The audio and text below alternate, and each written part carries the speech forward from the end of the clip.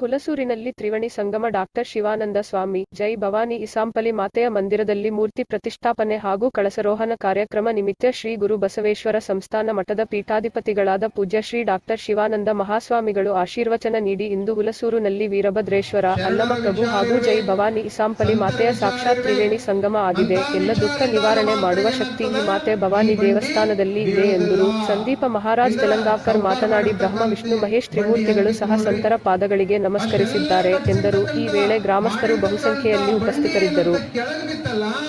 ಆ ಬಂಡಿಗೆ ಏನಂತಂದ್ರ ಚಿಲಕ್ ಹಾಕಿಲ್ಲ, मराठीमध्ये काय म्हणतात त्याला, कोणी कोणी गाठली त्याला लई चांगलं केलं.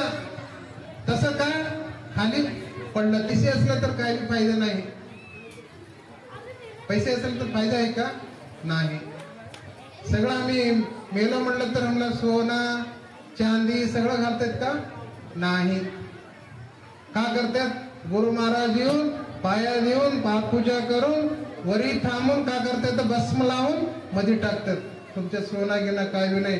गुरुच्या नामस्मरणामध्ये एवढा शक्ती आहे, कुठावी नाही. मातनाडो ओंटद सिद्धलिंगय्या मातनाडो, लिंगय्या मातनाडो ओंटद सिद्धलिंगय्या मातनाडो.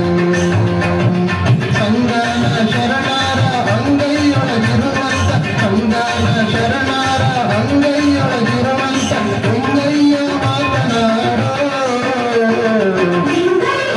ಚಪ್ಪಳೆ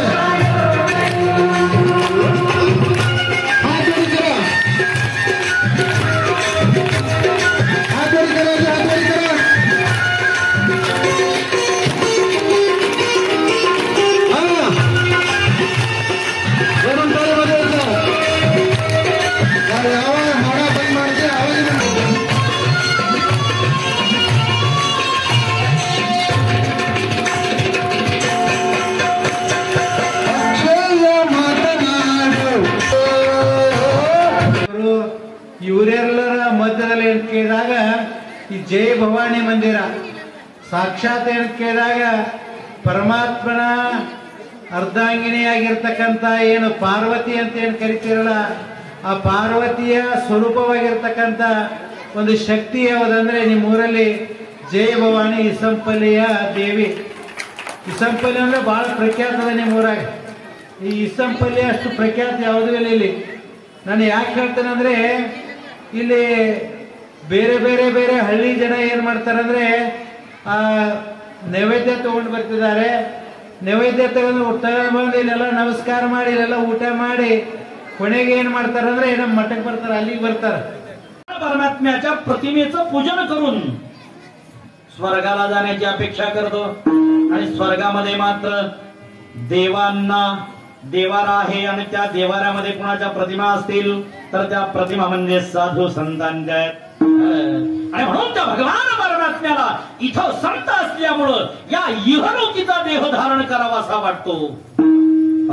आणि इहलोकीचा हा देह तलावर ते भक्ती करून नुसतं आपणच भक्ती नाही केली तर जगाने देखील भक्ती करावी, म्हणून जे जे आपणाला ठावं आहे ते सकळांना सांगून शहाणा करण्याचं काम साधू संतांनी केलेलं आहे. देव पाहिल्याच्या नंतर जगाला सांगण्याचं कार्य साधू संतांनी केलेलं आहे. अनेक जण विचारतात देव आहे तर कसा आहे, देव आहे तर कुठं आहे, आपण तर पाहिलेला नाही. मूर्ती बनवणाऱ्या कलाकारांनी बनवून ठेवलेल्या मूर्तीच्या आधारावर देव असा होता, कल्पना शक्तीच्या बळावर आपण विचार करतो. पण त्या कल्पना शक्तीच्या आधी साधू संतांनी एवढा मोठा उपकार केलेला आहे या समाजावरती. देव असल्याचे दाखले दिलेले आहेत, देव पाहिल्याचे दाखले दिलेले आहेत. म्हणून साधू संत देव कसा आहे असं सांगतात. पाहिला पाहिला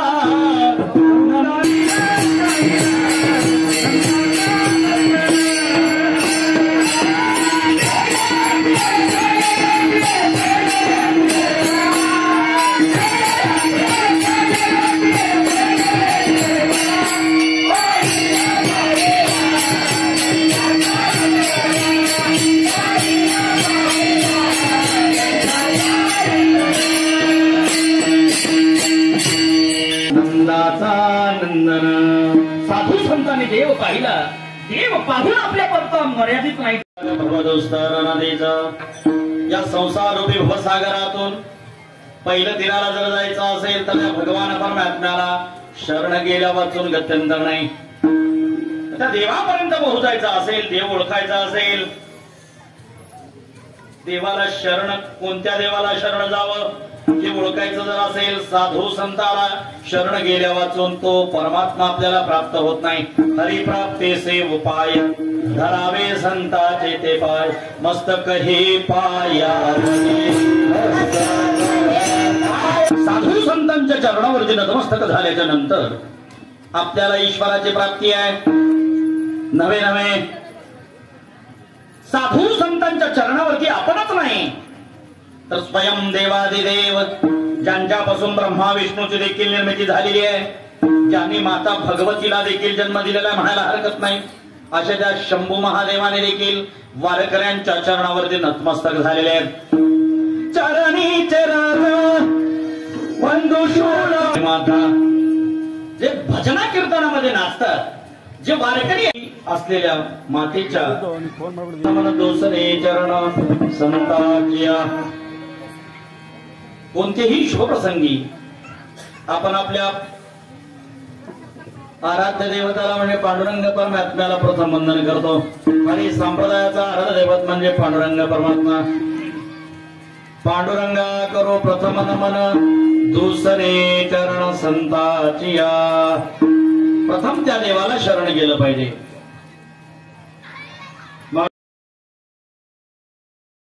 Iqbal Patel School and PU College Hulsoor, separate hostel facility available for girls and boys, science and commerce.